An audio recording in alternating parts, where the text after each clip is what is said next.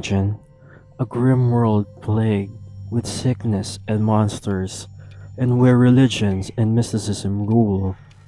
Hello, and welcome to the first episode of Mobile Mondays. I'm your host, Migs, and today we're gonna review Pascal's Wager. We follow Terence, a man banished from the church for going against his beliefs and teachings. He believes the current pandemic is linked to his missing wife. As you can see, the whole game is influenced by Souls games. Wait. I know that you've heard this 1,000 times, but this game actually feels and plays like Bloodborne on mobile. So, let's not waste any time and dive right in to this desolate kingdom and see if Terence saves his wife or end up being swallowed by this forsaken place.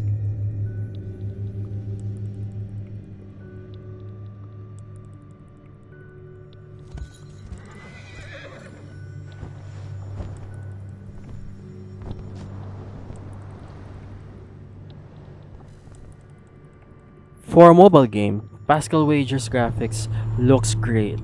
It looks like a late PS2, early PS3 game. I'm even surprised that a mobile game can look this good. To make things fair, I'm gonna review this game solely with its touch controls. But this game fully supports controllers. So if you have a Bluetooth controller, use it because it will fully immerse you in its gameplay, especially its combat. As you can see on the screen, I'm playing as Terence with his dual sword loadout. His weapons are a short sword for that fast melee damage and a long sword for that heavy hitting damage and mostly for staggering. Just like the Souls games, combat is stamina based. Combat usually consists of attacking, dodging, parrying, and you waiting for that right moment to strike. Altars are the bonfire of this game, and bones are the souls. So when you kill an enemy, you pick up bones, and the bones can be used as currency or even for XP. Speaking of, every time you level up your altar, it gives you an attribute point, which can be distributed from strength, dexterity, vigor, intelligence, vitality, and endurance. Note that each character has its own attribute points, so every character has its own unique build. It depends on whether or not you're gonna lean on their specialty or fill in its weaknesses.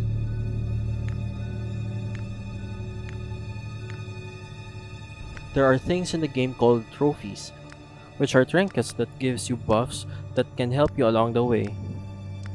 Just like any other RPGs, the game gives you a lot of NPCs that you can interact with, and even some of them can give you side quests that can either help or even lead you into a trap.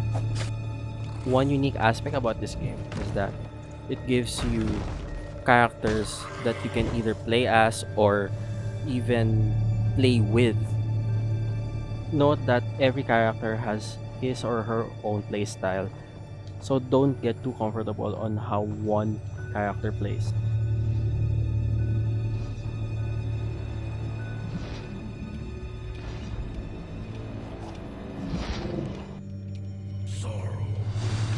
So, just like the PC and the console counterpart, Pascal Wager's bosses are legitimately challenging.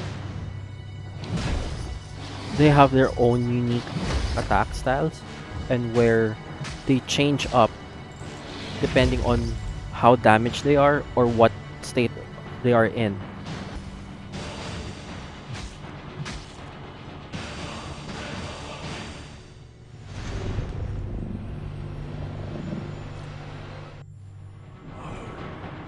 Speaking of states, you too have your own sanity. Your sanity affects the enemies, especially the boss. When your sanity dips into the lower range, that's when the challenge really starts to hit.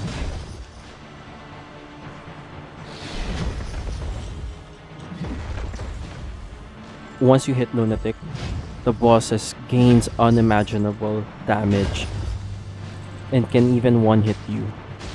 They'll gain additional attack patterns and even be more aggressive towards you. They'll even regain health, so be prepared with all of the stamina potions or health potions as you can get.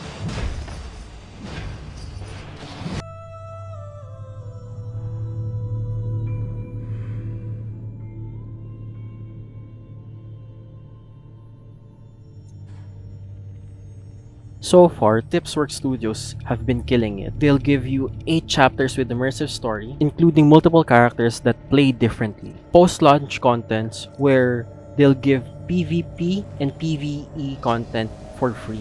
Lastly, there will be no microtransactions apart from DLCs. So you'll be getting a full game upfront. So unlike any other game, Pascal Wager is pro-consumer.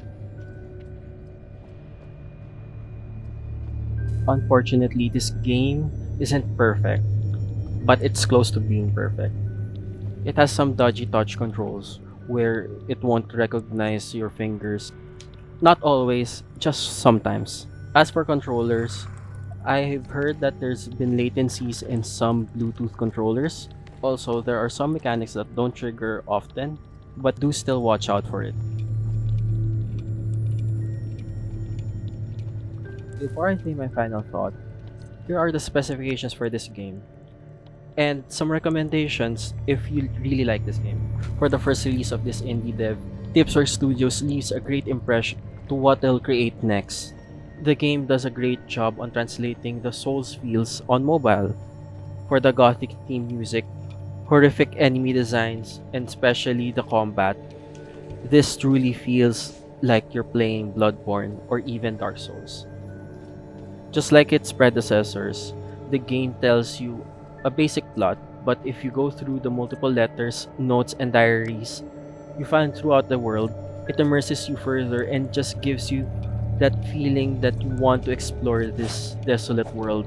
So overall, I'll give Pascal Wagers a 9 out of 10. So I say buy it. It's worth every penny. And that's it. Thanks for watching. And if you like this, please subscribe, like, or comment. We really appreciate any feedback for this segment.